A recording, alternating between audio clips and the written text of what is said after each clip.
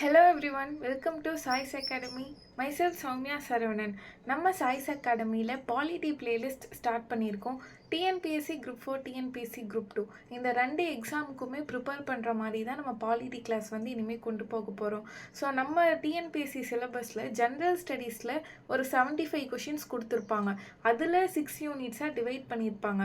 4th unit Indian பாலிட்டின்னு 15 questions allot பண்ணியிருப்பாங்க. அந்த சப்ஜெக்டை தான் நம்ம இனிமேல் நம்ம கிளாஸில் பார்க்க போகிறோம். ஸோ நம்ம கிளாஸ் பொறுத்த வரைக்கும் சிலபஸ் ஆர்டரில் தான் கிளாஸ் கொண்டு போக போகிறோம். டிஎன்பிஎஸ்சி என்ன சிலபஸ் கொடுத்துருக்காங்களோ பாலிட்டிக்கு அந்த சிலபஸில் தான் நம்ம இனிமேல் கிளாஸ் பார்க்க போகிறோம். அண்ட் அந்த ஆர்டருமே அந்த ஆர்டரில் தான் இருக்கும். இந்த வீடியோவில் நம்ம சிலபஸ் டீகோடிங் பார்த்துட்டு பாலிட்டிலலாம் என்னென்ன சிலபஸ் இருக்குது, அதோட சப்டாபிக்ஸ் அண்ட் அது எல்லாத்தையுமே நம்ம இந்த வீடியோவில் பார்த்துட்டு நெக்ஸ்ட் வீடியோவில் இருந்துட்டு நம்ம கிளாஸை ஸ்டார்ட் பண்ணிடலாம். நம்ம கிளாஸ் பொறுத்த வரைக்கும் நம்ம பிடிஎஃப்பில் ப்ரெசென்ட் பண்ணி தான் கிளாஸ் டீச் பண்ண போகிறோம். அண்ட் அந்த மெட்டீரியல்லையே வந்துட்டு உங்களுக்கு school book, out source, current affair ரிலேட்டடாக ஏதாவது டாபிக்ஸ் வருது, அதுக்கு கரண்ட் அஃபேர் இருக்குனாலும் அந்த அப்டேட்டட் டேட்டாவுமே லிங்க் பண்ணி உங்களுக்கு எல்லா சோர்ஸஸையுமே கலெக்ட் பண்ணி ஒரே இடத்துல மோஸ்ட்லி கொடுக்க ட்ரை பண்ணிடுவேன். நான் வந்துட்டு இது பார்த்தாலே மோர் தென் எனஃபாக இருக்கும்.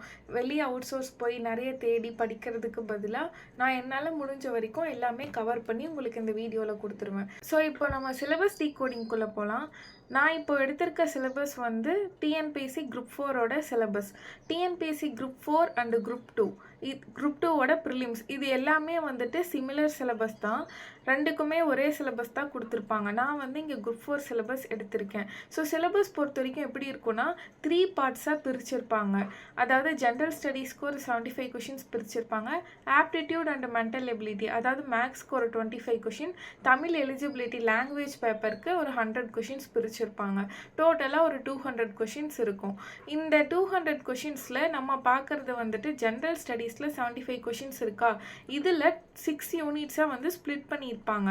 அது என்ன அந்த 6 யூனிட்ஸாக ஸ்ப்ளிட் பண்ணியிருப்பாங்கன்னு பார்க்கலாம்.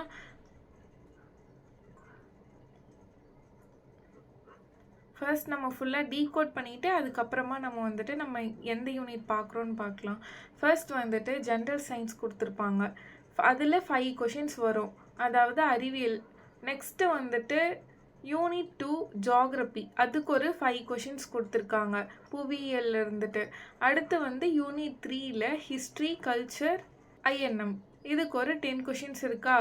அண்ட் நெக்ஸ்ட்டு வந்துட்டு இந்தியன் பாலிட்டி. ஸோ இதுதான் நம்ம வந்துட்டு பார்க்க போகிற சப்ஜெக்ட். இதுக்கு வந்து ஒரு 15 கொஷின்ஸ் கொடுத்துருக்காங்க. நெக்ஸ்ட்டு வந்து unit 5 Indian polity and development administration in Tamil Nadu. So இதுக்கு வந்து ஒரு 20 கொஷின்ஸ் கொடுத்துருக்காங்க.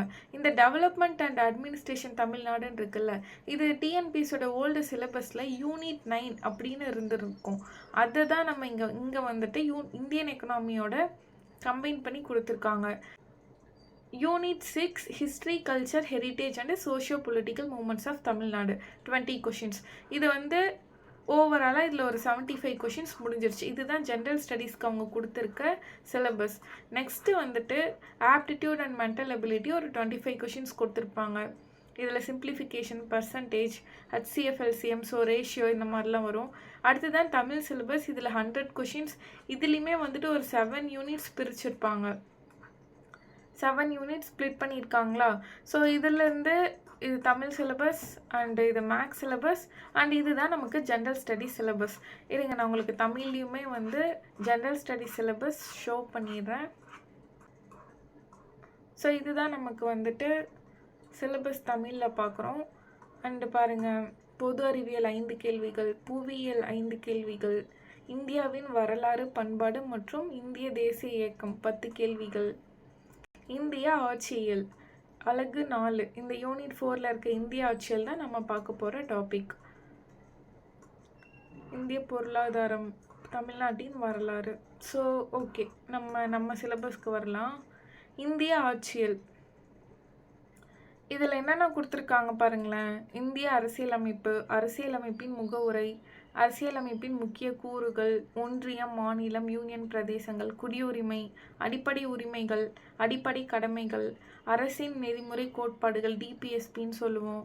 அண்ட் ஒன்றிய நிர்வாகம், யூனியன், ஒன்றிய நாடாளுமன்றம், union executive, union legislative. So இதெல்லாமே வந்துட்டு டீட்டெயில்டு டீகோடிங்கில் பார்க்கலாம். குவாலிட்டி பொறுத்த வரைக்கும் நம்ம கிளாஸ் இப்படி தான் இருக்கும். பிடிஎஃப் ஷோ பண்ணிடுவேன் அண்ட் அதுலேருந்து நம்ம கிளாஸ் பார்க்கலாம். இப்போ நம்ம சிலபஸ் டீகோடிங்குள்ளே போகலாம். இப்போ நான் இங்கே ஷோ பண்ணியிருக்க பிடிஎஃப் வந்துட்டு டிஎன்பிஎஸ்சி கொடுத்த பிடிஎஃப் தான். இந்தியன் பாலிட்டி மட்டும் நான் ஸ்பெசிஃபிக்காக எடுத்துகிட்டு கஸ்டமைஸ் பண்ணி வச்சுருக்கேன். ஸோ சேம் சிலபஸ் தான், இது கன்வீனியன்ட் வேயில் நான் எடுத்து வச்சுருக்கேன். ஸோ நம்ம சிலபஸ்க்குள்ளே போகலாம். ஃபஸ்ட்டு வந்து என்ன கொடுத்துருக்காங்க சிலபஸில்? கான்ஸ்டிடியூஷன் ஆஃப் இந்தியா, இந்திய அரசியலமைப்பு. நமக்கு இந்தியாவுக்கு ஒரு புத்தகம் இருக்கா, கான்ஸ்டிடியூஷன் அப்படின்னு அரசியலமைப்பு புத்தகம் இருக்கா? அந்த புத்தகம் நமக்கு வேணும் அப்படின்ட்டு ஒரு அரசியலமைப்பு சபையை உருவாக்கியிருப்பாங்க. அந்த டிமாண்ட்ஸ்லாம் வச்சுருப்பாங்க. அவங்க தான் எங்களுக்கு ஒரு இந்தியாவுக்குன்னு ஒரு அரசியலமைப்பு புத்தகம் வேணும், நாங்கள் எழுதணும், எங்களுக்கு ஒரு சபையை அமைச்சு கொடுங்க அப்படின்ட்டு அப்போது பிரிட்டிஷ்கிட்ட கோரிக்கையை வச்சுருப்பாங்க. அதுக்கு பின்னாடி நிறைய டிமாண்ட்ஸ் அண்ட் ஹிஸ்ட்ரிலாம் இருக்கும். அதுக்கப்புறம் நிறைய கமிட்டிஸ் போட்டிருப்பாங்க இந்த புக்கு எழுதுறதுக்கு. அவங்க அதுக்காக ஒர்க் பண்ணியிருப்பாங்க. ஸோ அந்த குழுக்கள்லாம் என்ன அண்ட் எப்படி ஒர்க் பண்ணாங்க, எப்படி புக் எழுதுனாங்க அப்படின்றத பற்றி நம்ம ஹிஸ்ட்ரி மேக்கிங் அந்த எல்லா ப்ராசஸுமே வந்துட்டு இந்த கான்ஸ்டிடியூஷன்லேயே நம்ம பார்ப்போம். ஸோ நெக்ஸ்ட்டு டாபிக் வந்து ப்ரீஆம்பிள் பற்றி கொடுத்துருக்காங்க. அரசியலமைப்பின் முகவுரை. அப்போது நம்ம மேலே சொன்னோமா அந்த கான்ஸ்டிடியூஷன் புக், அந்த புக்கோட ஒரு இண்டெக்ஸ் பேஜ் தான் ப்ரீஆம்பிள். அதாவது அந்த புக்கு வந்து எதை பற்றி இருக்க போகுது அப்படின்ட்டு சில கோட்பாடுகள் சொல்லியிருப்பாங்க. இந்தியா வந்து ஒரு இறையாண்மை மிக்க நாடு, சமதர்மம் மிக்க நாடு, அந்த மாதிரி வந்துட்டு குடியரசு நாடுன்னு நிறைய டேர்ம்ஸ்லாம் வந்துட்டு அதோட வேல்யூ, அதோட தன்மைகள் வந்துட்டு இண்டெக்ஸில் கொடுத்துருப்பாங்க. அதை தான் ப்ரீஆம்பிள் முகவுரைன்னு நம்ம சொல்லுவோம். ஸோ தேர்ட் டாபிக் என்ன கொடுத்துருக்காங்க? அரசியலமைப்பின் சிறப்பு அம்சங்கள், சாலியன் ஃபியூச்சர்ஸ் ஆஃப் த கான்ஸ்டிடியூஷன். அதாவது நம்ம கான்ஸ்டிடியூஷன் புக்கோட சாலியன் ஃபியூச்சர், சிறப்பு அம்சங்கள் நம்ம எதை சொல்லுவோம் அப்படின்னா, நம்மளோட கான்ஸ்டிடியூஷன் புக் வந்து லென்த்தியஸ்ட் கான்ஸ்டிடியூஷன்னு சொல்லுவோம், ரிட்டன் கான்ஸ்டிடியூஷன்னு சொல்லுவோம், அப்புறம் கூட்டாட்சி அமைப்புன்னு சொல்லுவோம், பார்லிமெண்ட்ரி ஃபார்ம் வந்து யூஸ் பண்ணியிருக்கோன்னு சொல்லுவோம். ஸோ இந்த மாதிரி வந்துட்டு நிறைய குவாலிட்டி அண்டு தன்மைகள் இருக்கும். இது எல்லாத்தையுமே வந்துட்டு இதோட சிறப்பு அம்சமாக நம்ம பார்ப்போம். இப்போ நெக்ஸ்ட் பார்க்குற டாபிக் வந்துட்டு யூனியன், ஸ்டேட், யூனியன் டெரிட்டரி, ஒன்றியம், மாநிலம், ஒன்றிய பகுதி. இது ஃபுல்லாக வந்துட்டு நம்ம இந்தியாவோட மாநிலங்கள் என்ன, இந்தியாவோட பகுதிகள்லாம் என்னென்ன வரும் அப்படின்னு சொல்லிட்டு தான் நம்ம பார்ப்போம். அதில் தான் ஸ்டேட்ஸ் அண்ட் யூனியன் டெரிட்டரி பற்றிலாம் பார்ப்போம். அண்டு இதுக்கப்புறம் ஒரு 1956 அப்புறம்லாம் வந்துட்டு நிறைய மாநிலங்கள் வந்துட்டு எங்களுக்கு மொழிவாரி மாநிலங்களாக பிரித்து கொடுங்க, நாங்கள் தனி ஸ்டேட் போகிறோம், தனி ஸ்டேட்டை எங்களை அறிவிச்சிருங்கன்னு தான் சொல்லியிருப்பாங்க. ஃபஸ்ட்டு ஆந்திரா தான் வந்து மொழிவாரி மாநிலமாக பிரிக்க சொல்லி கேட்டிருப்பாங்க. அதுக்காக நிறைய கமிட்டிஸ்லாம் அமைச்சிருப்பாங்க. ஸ்டார் குழு, ஜேவிபி குழு, ஃபசல் அலி குழு, இந்த மாதிரி நிறைய குழுக்களும் அமைச்சிருப்பாங்க.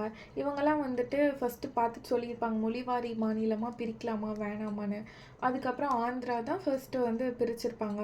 பெருபாரி யூனியன் வழக்குன்னு ஒரு வழக்கு, ரொம்ப இம்பார்ட்டன்ட் வழக்கு, அதை பற்றியுமே இந்த டாப்பிக்கில் தான் பார்ப்போம். அண்ட் யூனியன் டெரிட்டரிஸுமே 1956 அப்புறம் வந்து டிவைட் பண்ண ஆரம்பிச்சிருப்பாங்க. ஸோ இதெல்லாம் பற்றியே வந்து இந்த டாப்பிக்கில் நம்ம பார்த்து முடிப்போம். நெக்ஸ்ட்டு டாபிக் வந்துட்டு குடியுரிமை, சிட்டிசன்ஷிப்.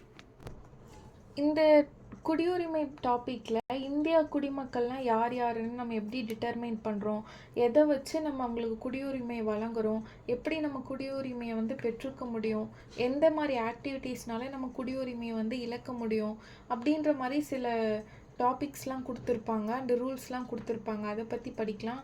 அண்ட் இதில் திருத்த சட்டம்லாம் நடந்திருக்கும், அதை பற்றியுமே நம்ம இந்த டாப்பிக்கில் பார்க்கலாம்.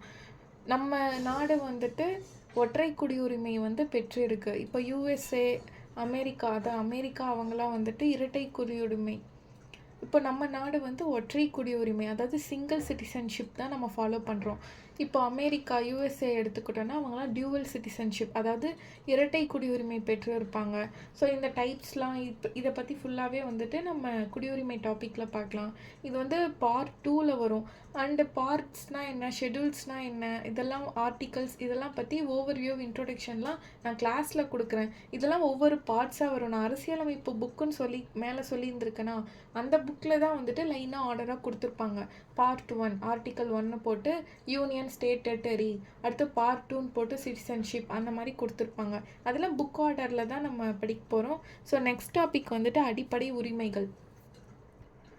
அடிப்படை உரிமைகள் பொறுத்த வரைக்கும் நம்ம குடிமக்கள், நம்ம நாட்டு மக்களுக்கு என்னென்ன மாதிரி உரிமைகள்லாம் இருக்குது அப்படின்னு பார்க்கலாம். இதில் லைக் சமத்துவ உரிமைகள் பற்றி சொல்லியிருப்பாங்க, சுதந்திர உரிமை, சமய சுதந்திர உரிமை, ரிலீஜியன் ரிலேட்டடான்ட்டு, கல்வியில், கலாச்சாரத்தில், எல்லாத்துலேயுமே ஒரு மனிதன், ஒரு இண்டிவிஜுவலாக நம்ம நாட்டில் இருக்கோன்னா அவங்களுக்கு எப்படி எந்தெந்த உரிமைலாம் வழங்கப்படும், அடிப்படையாக எந்த உரிமை கிடைக்கணுன்றது எல்லாத்தையுமே, இந்த right to equality, right to ஃப்ரீடம்னு எல்லா உரிமையுமே இதில் தான் பார்க்க போகிறோம். அடிப்படை கடமைகள். அடிப்படை கடமைகள்னு இருக்கக்குள்ள ஒரு நாட்டில் குடிமக்கள் வந்து நாட்டுக்கு எந்த கடமைகள்லாம் செய்யணும், நம்ம நாட்டோட உரிமைகளை பார்க்கறது, அண்டு நம்ம நாட்டோட நேஷ்னல் சாங், ஆந்தம் அண்ட் எல்லாத்தையும் வந்து ரெஸ்பெக்ட் பண்ணுறது. ஸோ இந்த மாதிரி வந்துட்டு நிறைய கடமைகள் கொடுத்துருப்பாங்க, அதையுமே பார்க்கலாம். என்ன, அரசுக்கு வழிகாட்டும் நெறிமுறை கோட்பாடுகள், அதாவது அரசின் வழிகாட்டும் கோட்பாடுகள் ரெண்டும் ஒன்று தான். அதாவது டிபிஎஸ்பின்னு சொல்லுவோம், directive principles of state policy. So இதை பொறுத்த வரைக்குமே வந்துட்டு நிறைய பிரின்சிபல்ஸ் கொடுத்துருப்பாங்க. காந்தியன் பிரின்சிபல், அதாவது காந்திய கொள்கை, அறிவு சார்ந்த கொள்கை, சமதர்ம கொள்கைன்னு நிறைய கோட்பாடுகளாக இதை கொடுத்துருப்பாங்க. இந்த கோட்பாடுகள்லாம் எதுக்குன்னா நம்ம நாடு வந்து எப்படி வந்து இயங்கணும், அதாவது எப்படிலாம் வந்து நாட்டு மக்களுக்கு இவங்க அவங்களோட சேவைகளை வழங்கணும் அப்படின்னு சொல்லி இதில் நிறைய பிரின்சிபல்ஸ் கொடுத்துருப்பாங்க. இதில் நிறைய செயல்பாடுகள், இதோட சிறப்பம்சம், இதுக்கு ரிலேட்டடான நிறைய வழக்குகள்லாம் இருக்கும். அது எல்லாத்தையுமே வந்துட்டு இந்த டாபிக் கீழே பார்க்கலாம். அடுத்து 11th ஒன் வந்து யூனியன் எக்ஸிக்யூட்டிவ், ஒன்றிய நிர்வாகம். அடுத்து பாருங்கள், ஒன்றிய சட்டமன்றம், யூனியன் லெஜிஸ்லேச்சர். ஸோ இது ரெண்டுமே வந்துட்டு சென்டர் ரிலேட்டடானது, அதாவது மத்திய அரசு ரிலேட் ஆனது. அதாவது யூனியன் எக்ஸிக்யூட்டிவ், ஒன்றிய நிர்வாகம், இதில் யாரை பற்றி சொல்லியிருப்பாங்கன்னா மத்திய நிர்வாகத்துறை இருக்கு இல்லையா, அதில் யார் யாரெல்லாம் இருப்பாங்கன்னா குடியரசுத் தலைவர் இருப்பார், பிரசிடெண்ட் இருப்பாங்க, வைஸ் பிரசிடெண்ட், துணை குடியரசுத் தலைவர் இருப்பாங்க, பிரைம் மினிஸ்டர், பிரதமர் இருப்பாங்க, அடுத்து அமைச்சரவை இருக்கும், கவுன்சில் ஆஃப் மினிஸ்டர்ஸ் இருப்பாங்க. ஸோ இது எல்லாமே வந்துட்டு நம்ம யூனியன் எக்ஸிக்யூட்டிவில் இந்த கேரக்டர்ஸ் பற்றி ஸ்பெசிஃபிக்காக பார்ப்போம். இதே யூனியன் லெஜிஸ்லேச்சர், ஒன்றிய சட்டமன்றம் அப்படின்னு வந்தால் பார்லிமெண்ட் இருக்கா, பாராளுமன்றம், அதில் மாநிலங்களவை, மக்களவைன்னு இருக்கும், ராஜ்யசபா, லோக்சபா, அதை பற்றி பார்ப்போம். அண்ட் அங்கே என்னென்ன முக்கியமான ஈவெண்ட்ஸ்லாம் நடக்கும் பார்லிமெண்ட்டில், அண்ட் அதோட சிறப்பம்சம்லாம் என்ன, பார்லிமெண்ட்னால் அங்கே ஒரு பில்லாம் இன்ட்ரொடியூஸ் பண்ணுறாங்க, அங்கே என்னென்ன ஆக்டிவிட்டீஸ் நடக்கும், என்ன பண்ணுவாங்க பார்லிமெண்ட்னா அப்படின்ட்டு, அது எல்லாத்தையுமே வந்துட்டு யூனியன் லெஜிஸ்லேச்சர் டாப்பிக்கில் நம்ம பார்க்க போகிறோம். இதுலேயே வந்து சென்டர்லேயே வந்துட்டு சுப்ரீம் கோர்ட் பார்க்க முடிஞ்ச இந்த டாபிக் இங்கே பார்க்கலாம், அப்படி இல்லைன்னா பின்னாடி ஜுடிஷியரி வரும், அங்கேயே பார்த்துக்கலாம். அடுத்து வந்துட்டு இதே பாருங்கள், மாநில நிர்வாகம், அதாவது ஸ்டேட் எக்ஸிக்யூட்டிவ். ஸ்டேட் எக்ஸிக்யூட்டிவ் பொறுத்த வரைக்கும் இப்போ ஒன்றிய நிர்வாகம், அதாவது சென்ட்ரலில் சொன்னோமா, அதே மாதிரி ஸ்டேட்டுக்குன்னு தனியாக மாநில நிர்வாகம், மாநில சட்டமன்றம், ஸ்டேட் எக்ஸிக்யூட்டிவ், ஸ்டேட் லெஜிஸ்லேச்சர்னு கொடுத்துருக்காங்க. இப்போது அங்கே பார்த்த மாதிரி ஸ்டேட் எக்ஸிக்யூட்டிவில் யார் இருப்பாங்க அப்படின்னா ஆளுநர் இருப்பாங்க, முதலமைச்சர், மாநில அமைச்சரவை குழு, இந்த மாதிரிலாம் இவங்க இருப்பாங்க. அதாவது கவர்னர், சிஎம், கவுன்சில் ஆஃப் மினிஸ்டர்ஸ்னு இங்கேயுமே வந்து மாநில நிர்வாகத்துறையில் இருப்பாங்க. இதே மாநில சட்டமன்றத்துலேயும் என்ன இருக்கும், சட்டப்பேரவை, சட்ட மேலவை, சட்டமன்ற கூட்டத்தொடர் எல்லாமே வந்து நடக்கும். அதாவது state assembly, state legislative council, state legislative assembly, state legislative council ரெண்டுமே வந்து இருக்கும். ஒரு சில ஸ்டேட்டில் வந்து லெஜிஸ்லேட்டிவ் கவுன்சில் இருக்கும், ஒரு சில ஸ்டேட்லலாம் வந்து இருக்காது. ஒரு டோட்டலாக வந்துட்டு எந்தெந்த ஸ்டேட்டில் இருக்குன்னா நம்ம டீட்டெயில்டாக அப்புறம் பார்க்கலாம். ஸோ இது ரெண்டையுமே நம்ம கம்பேர் பண்ணி படிச்சுக்கணும். இங்கே எப்படி ஒன்றிய நிர்வாகத்தில் வந்து பிரசிடெண்ட் வராங்களோ அதை ரிலேட் பண்ணி இங்கே மாநில நிர்வாகத்தில் கவர்னர் வச்சு நம்ம படிக்கணும். ஸோ இதெல்லாம் வந்துட்டு நம்ம படிச்சுக்கலாம் கிளாஸில். நெக்ஸ்ட்டு வந்துட்டு உள்ளாட்சி அமைப்புகள், லோக்கல் கவர்மெண்ட்ஸ், அதில் பஞ்சாயத்து ராஜ் வருது. இந்த ரெண்டு டாப்பிக்கும் ரிலேட்டட் டாபிக் தான். இதுலேயே வந்து முனிசிபாலிட்டிஸ் வரும், அது வந்து நகரப்புறங்களுக்கு, அர்பன் ஏரியாஸில் இருக்கிறதுலாம் முனிசிபாலிட்டிஸ் வரும். லோக்கல் கவர்மெண்ட்ஸில் வில்லேஜ் ஏரியாஸ், அதாவது ரூரல் ஏரியாஸ்க்கெலாம் வந்துட்டு பஞ்சாயத்து ராஜ் கொடுத்துருப்பாங்க. இதில் தான் பெசா சட்டம் போட்டிருப்பாங்க 1996. ஸோ கிராம ஊராட்சி, ஊராட்சி ஒன்றியம், மாவட்ட ஊராட்சி, இதை பற்றிலாம் வந்துட்டு நம்ம பஞ்சாயத்து ராஜில் பார்ப்போம். இதே நகராட்சி அமைப்புகள், முனிசிபாலிட்டிஸ்னு வருதுன்னா அதில் பேரூராட்சி, நகராட்சினா என்ன, மாநகராட்சினா என்னென்னலாம் பார்ப்போம். இதில் தான் 73வது சட்ட திருத்தம், 74வது சட்ட திருத்தம் 1992 அதை பற்றி ரொம்ப முக்கியமாக பார்ப்போம். ஸோ இதெல்லாம் வந்துட்டு நம்ம பஞ்சாயத்து ராஜ்ன்ற டாப்பிக்கில் பார்ப்போம். ஸோ நெக்ஸ்ட் டாபிக் வந்துட்டு மத்திய மற்றும் மாநில அரசுகளுக்கு இடைப்பட்ட உறவுகள், மத்திய மாநில உறவுகள், சென்டர் அண்ட் ஸ்டேட் ரிலேஷன். இதில் வந்துட்டு சென்டருக்கும் ஸ்டேட்டுக்கும் உள்ள ரிலேஷனை பற்றி ஃபுல்லாக பார்ப்போம். என்னென்ன மாதிரி வந்து கருத்துக்கள்லாம் ரெண்டு பேருக்கும் இடையில் இருக்குது, எப்படி வந்து லைக் டேக்ஸஸ்லாம் ஷேர் பண்ணிக்கிறாங்க அண்ட் அவங்க எப்படி ஆலோசனை சொல்கிறாங்க. ஸோ அடுத்து என்ன பார்ப்போம் இதில்னா ரெண்டு ஸ்டேட்டுக்கு இடையில் நதிநீர் பிரச்சனை வருமா, அதுக்கு தீர்ப்பாயங்கள்லாம் இருக்கும், அதை பற்றி பார்க்கலாம். முக்கியமாக ஜோனல் கவுன்சில்ஸ், மண்டல குழுக்கள் இருக்கும், அதை பற்றி இதில் தான் பார்க்க போகிறோம். சென்டர் ஸ்டேட்டுக்கெலாம் அப்போலாம் நிறைய வந்து கிளாஷஸ் நடந்திருக்கும். அந்த வேற்றுமையெல்லாம் வந்துட்டு நிறைய பிரச்சனைகள் வந்ததெல்லாம் பார்த்துட்டு நிறைய குழுக்கள் போட்டிருப்பாங்க. தமிழ்நாட்டிலேருந்து ராஜமன்னார் கமிட்டிலாம் நம்ம பார்ப்போம். ரொம்பவே வெரி இம்பார்ட்டன்ட் டாபிக்னு அதை சொல்லலாம். ஸோ அதெல்லாம் இதில் பார்க்கலாம். நெக்ஸ்ட்டு வந்துட்டு பார்த்தா என்ன டாபிக் வருது, தேர்தல், எலெக்ஷன். தேர்தல்கள் பொறுத்த வரைக்கும் இந்தியாவில் வந்து எப்படிலாம் தேர்தல் முறை இருக்குது அண்ட் இவங்க வந்து ஒரு சுதந்திர அமைப்புனே சொல்லலாம். அவங்களோட பவர்ஸ், ஃபங்க்ஷன் அண்ட் இது வந்து ஒரு இண்டிபெண்ட் பாடின்னு சொல்லலாம். ஏன்னா அரசு வந்து அவங்களோட அதிகாரத்தில் இது மேலே செலுத்த முடியாது. இவங்க வந்து இவங்களா அந்த அவங்களோட ஒர்க்கை வந்து தனியாக பார்த்துக்கலாம். ஜுடிஷியரியுமே அப்படி தான். டாபிக் இந்திய நீதித்துறை, ஜுடிஷியரி இன் இந்தியா.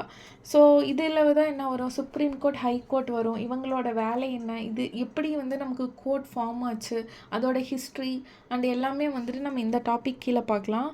அடுத்து rule of law. So rule of law பொறுத்த வரைக்கும் முக்கியமாக ஒரு டேர்ம் சொல்லுவோம், சுப்ரீமசி ஆஃப் லா, அதாவது சட்டத்தின் மேலாதிக்கம். அனைவரும் சட்டத்துக்கு முன்னாடி சமம்னு சொல்லியிருப்பாங்க.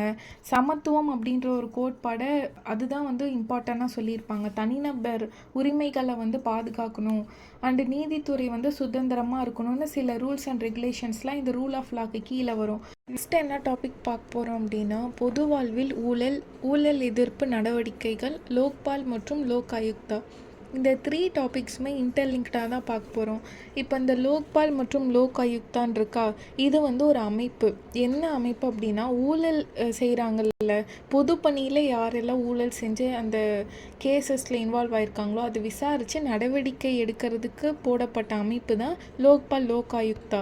ஸோ இதை பற்றி நம்ம வந்துட்டு டீட்டெயில்டாக கிளாஸில் பார்ப்போம். எப்போ அது வந்து உருவாக்குனாங்க அண்ட் அது ஒரு சுதந்திர அமைப்பு அண்ட் அது எப்படி விசாரணை அதிகாரம் எது வரைக்கும் இருக்குது அண்டு எல்லாத்த பற்றியுமே வந்துட்டு கிளாஸஸில் பார்க்கலாம். தகவல் அறியும் உரிமை, ரைட் டு இன்ஃபர்மேஷன். ஸோ இந்த டாபிக் பொறுத்த வரைக்கும் தகவல் அறியும் உரிமை சட்டம்னு 2005 ஒரு சட்டம் போட்டிருப்பாங்க. இந்திய அரசு வந்துட்டு குடிமக்களுக்கு தேவையான தகவல்கள், அரசுக்கிட்ட இருந்து கேட்குற தகவல் உரிமையை வந்து கொடுக்கணும் அப்படின்னு ஒரு சட்டம் போட்டிருப்பாங்க. இதில் எந்த அளவுக்கு அரசாங்கத்தோட வெளிப்படைத்தன்மையும் ஒரு பொறுப்பு மேலாண்மையும் தெரிகிறது அப்படின்றது தெரிஞ்சுக்கிறதுக்காக தகவல்கள் கொடுக்கல அப்படின்னா நம்ம எங்கே போய் மேல்முறையீடு செய்யலாம், புகார் மன்றம் இருக்கா, அதை பற்றி ஃபுல்லாக பார்ப்போம். அண்டு இதனோட நன்மைகள் அப்புறம் சவால்கள் எல்லாத்தையுமே வந்துட்டு இந்த கிளாஸில் பார்க்கலாம். இதில் நிறைய பிரிவுமே கொடுத்துருப்பாங்க, முக்கிய விதிகள்லாம் இருக்கும். அரசமைப்பு வந்து தகவல்கள் வெளியிட வேண்டும்னு ஒரு பிரிவு 4, பிரிவு 6, இந்த மாதிரி நிறைய பிரிவுகள் இருக்கும். அதை பற்றியுமே நம்ம வந்துட்டு கிளாஸில் பார்க்கலாம். நெக்ஸ்ட் டாபிக் பெண்கள் அதிகாரமளித்தல், எம்பவர்மெண்ட் ஆஃப் உமன். பெண்களுக்கு வந்து நம்ம அரசியலே ஆகட்டும், சமூகம், பொருளாதாரம், எல்லா சட்ட உரிமைகளுமே வந்து எந்த அளவுக்கு நம்ம வழங்கியிருக்கோம் அண்ட் அவங்களுக்கு சம உரிமைகள் வந்து இருக்கா அப்படின்னு உறுதி செய்கிறதுக்கும், அவங்களுக்கு நிறைய அரசியலமைப்பு விதிகள்லாம் இருக்குது பெண்களுக்குன்னு. சட்டத்திற்கு முன் அனைவரும் சமம்னு 14 சொல்கிற மாதிரி பிரிவு 15(3) வந்துட்டு பெண்களுக்கு எல்லா சிறப்பு சலுகைகளும் வழங்க வேண்டும் அண்ட் வேலை வாய்ப்புலேயும் சம உரிமை வழங்க வேண்டும்னு 16 பிரிவு 16 சொல்லியிருப்பாங்க. அண்டு நிறைய வந்து சட்டங்கள் இயற்றியிருப்பாங்க. இந்திய தண்டனை சட்டம்னு ஐபிசியில், அப்புறம் வரதட்சணை தடை சட்டம்னு 1961 போட்டிருப்பாங்க. அண்டு நிறைய ஒதுக்கீடு, பெண்களுக்கு வந்து இடஒதுக்கீடு வச்சுருப்பாங்க கல்வி நிறுவனங்களில். அப்புறம் நிறைய சுய உதவி குழுக்கள், நிறைய திட்டங்கள் வந்துட்டு போட்டிருப்பாங்க. ஸோ அண்ட் நெக்ஸ்ட்டு பார்த்தோன்னா கன்சியூமர் ப்ரொடெக்ஷன் ஃபாரம்ஸ், நுகர்வோர் பாதுகாப்பு மன்றங்கள், மனித உரிமை சாசனம், ஹியூமன் ரைட்ஸ் சாப்டர், இது எல்லாத்தையுமே வந்துட்டு நம்ம கிளாஸில் பார்க்கலாம். இதெல்லாம் நெக்ஸ்ட்டு டீட்டெயிலாக கிளாஸ்க்குள்ளேயே பார்த்துக்கலாம். அடுத்து வந்துட்டு தமிழ்நாடு மற்றும் இந்தியாவில் அரசியல் கட்சிகள் மற்றும் அரசியல் அமைப்பு. Political parties and political system in Tamil Nadu and India.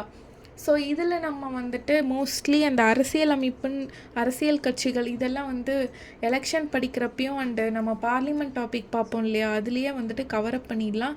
Miss ஆன டாபிக்ஸ்லாம் இங்கே பார்த்துக்கலாம். அடுத்து கரண்ட் அஃபேர். கரண்ட் அஃபேர் பொறுத்த வரைக்கும் நம்ம மேலே சிலபஸில் சொன்ன அந்த 28 டாபிக்ஸ்லேயுமே வந்துட்டு கரண்ட் அஃபேர் ரிலேட்டடாக ஏதாவது டாபிக் இருக்குது அப்படின்னா ரியல் டைமில் என்ன கரண்ட் அஃபேர் இருக்கோ அதை நான் அங்கேயே உங்களுக்கு அப்டேட் பண்ணி அந்த கிளாஸில் கொடுத்துட்றேன். அண்டு நம்ம சிலபஸ் கம்ப்ளீஷன் முடித்ததுக்கப்புறமா ரிவிஷன் போகுமா, அந்த ரிவிஷன்லேயுமே வந்துட்டு நம்ம பார்த்துக்கலாம். அண்ட் அடுத்து கரண்ட் அஃபேர் கிளாஸ்னு கூட நம்ம பாலிட்டிக்குன்னு செப்பரேட்டாக போட்டுக்கலாம். ஸோ இதுதான் சிலபஸ் டீகோடிங். இப்போ நம்ம பார்த்தது ஜஸ்ட் ஒரு சின்ன ஓவர்வியூ தான்.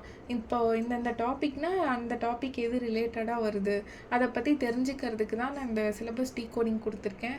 நெக்ஸ்ட்டு வந்துட்டு நம்ம கிளாஸஸில் அடுத்து டீட்டெயில்டாக பார்த்துக்கலாம். ஸோ நம்ம கிளாஸ் பொறுத்த வரைக்கும் நான் முன்னாடி சொன்ன மாதிரி நம்ம கிளாஸில் பிடிஎஃப் ப்ரெசன்டேஷனில் தான் நம்ம கிளாஸ் டீச் பண்ண போகிறோம். அந்த பிடிஎஃப்லேயே வந்துட்டு school book, out source, current affair எல்லாமே ரிலேட் பண்ணி தான் இருக்கும். மோஸ்ட்லி பைலிங்குவல் லாங்குவேஜில் தான் இருக்கும். சிலபஸ் வந்து ரொம்ப ரொம்ப இம்பார்ட்டன்ட். நீங்கள் எல்லாருமே வந்து சிலபஸை கண்டிப்பாக மெமரைஸ் பண்ணியே ஆகணும். ஏன்னா அப்போ தான் நமக்கு வந்துட்டு எங்கேயாவது ஏதாவது பாலிட்டி டாபிக் ரிலேட்டட் படிக்கிறோம் அப்படின்னா இது இந்த சிலபஸ் கீழே வரும், இது பார்லிமெண்ட்டில் வரும், இது வந்து ஹியூமன் ரைட்ஸில் வரும் அப்படின்ட்டு நம்மளால் கரண்ட் அஃபேருக்கு படிக்கிறீங்க, நியூஸ் பேப்பர் படிக்கிறீங்க, இல்லை வேறு ஒரு டாபிக் படிக்கிறீங்கன்னா புரிஞ்சுட்டு தெரிஞ்சுட்டு படிக்கணும். ஃபுல்லாக வந்துட்டு மக்கப் பண்ணக்கூடாது. பாலிட்டி பொறுத்த வரைக்கும் ஒரு வாட்டி நீங்கள் அண்டர்ஸ்டாண்ட் பண்ணி படிச்சிட்டிங்க அப்படின்னா அதுக்கப்புறம் ஈஸியாக மெமரைஸ் பண்ணிவிட்டு நம்ம எக்ஸாமில் அட்டென்ட் பண்ணிடலாம். இப்போ ஒரு 15 கொஷின்ஸ் கேட்குறாங்கன்னா கண்டிப்பாக எல்லாராலையுமே 10 கொஷின்ஸ் போட்டுற முடியும். மீதி 5 கொஷின்ஸ் டஃப்பாகவே இருக்குன்னு கூட வச்சுக்கோங்களேன்.